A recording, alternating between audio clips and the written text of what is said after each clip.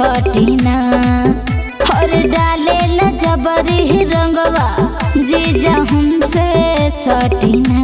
तो फगुआ में बोला कैसे साली तोहसे दूर हटिना।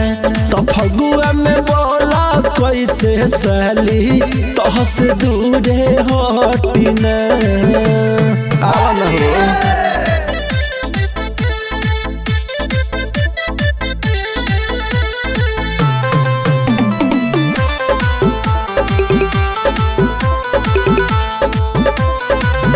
डाल तारा जबरी जीजा हम पे गुलाल हो कैले बड़ गहिर हमर ढोड़ी तू तो लाल हो।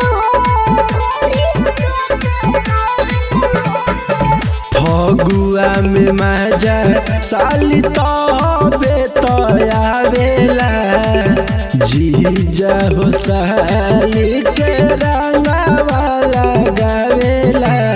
रहेला हमर लोभर जीजा देखा पटना। तो फगुआ में बोला कैसे साली हम दूरे हटिना। तो फगुआ में बोला कैसे साली हम दूरे हटिना। अरे आवो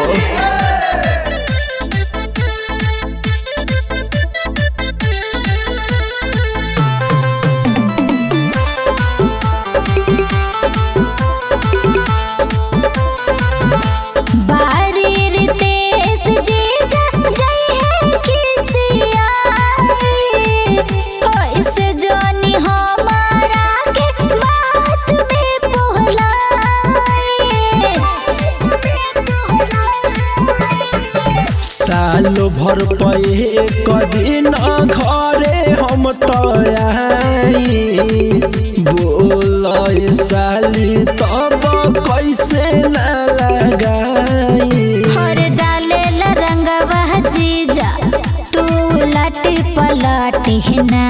तो होलिया में बोला कैसे साली तोहसे दूर हटिना। तो होलिया में बोला कैसे साली तोहसे दूर हटिना।